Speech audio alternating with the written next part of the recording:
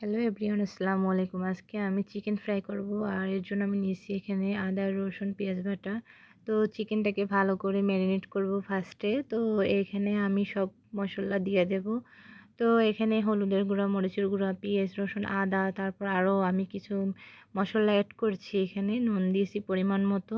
তারপর হচ্ছে এটাকে ভালো করে ম্যারিনেট করে এটাকে আমি কাঁটা চামচ দিয়ে ছিদ্র করব, যার কারণে মশলাটা জানি এটার ভিতরে যায়। একটু পরেই দেখতে পাবেন। তো এটা আমি করার পরে আমি এটাকে ফ্রিজে রাখবো একটু আধা ঘন্টার জন্য।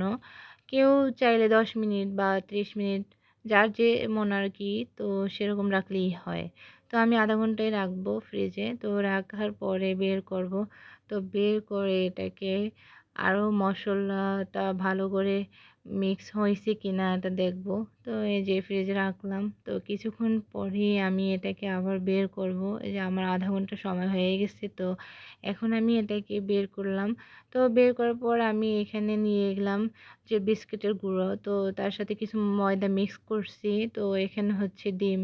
তো হচ্ছে এই যে আমি ফার্স্টে আর কি মাংসটাকে এখানে মিক্স করলাম। তো তারপর হচ্ছে আমি এই যে ডিমে দিলাম। তো আবার ওইটাকে দিব। তো আবার বিস্কিটের গুঁড়ো মিক্স করব। তো মিক্স করার পরে আমি তেলটা অলরেডি গরম দিয়ে দিছি চুলার আঁচে। তেলটা গরম হয়ে গেছে অলরেডি। তারপর হচ্ছে আপনার এটাকে দিব একটু হালকা আঁচ করে দিব, যাতে আমার ইয়াটা পুড়ে না যায় উপরের অংশটা। তারপর হচ্ছে আবারও একটা সেম প্রসেসে একটা আবার করতেছি। তো ফার্স্টে আর কি বিস্কিটের গুঁড়া, তারপর ডিম, তারপর আবার বিস্কিটের গুঁড়া এটা এড করে তারপর হচ্ছে আমি ভাজবো। তো ভাজার পরে আর কি আপনাদের সাথে সেটাও শেয়ার করব যে কি সুন্দর একটা কালার আসছে, এত সুন্দর। আসলে কি আমি বাইরের খাবারটা খাই, খুব কম খাওয়া হয় কারণ নিজেই বানানো হয় বেশি, যেহেতু বেবি ছোট এজন্য।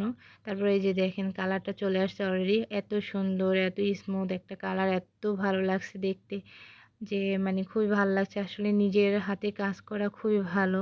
তারপর এটা একটু বেশি হয়ে গেছিলো ফার্স্টে দেওয়ার কারণে।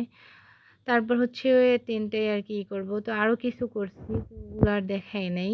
যার কারণে তারপর হচ্ছে গিয়া যে হলে পরে আমি আপনাদের সাথে শেয়ার করব। এই যে প্রায় হয়ে গেছে আমার। তো আরগুলাও ভেজে ফেলবো। অনেক টেস্ট, অনেক মজা ছিল। তো আমরা খাইছি। তো কারেন্ট ছিল না, যার কারণে ভিডিওটা এরকম আসছে।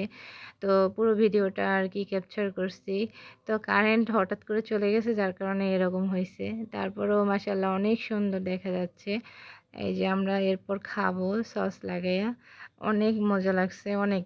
মানে আপনারাও ট্রাই করেন বাসায়, অনেক ভালো হবে। সবাই দোয়া করেন, ভালো থাকবেন। আল্লাহ হাফেজ।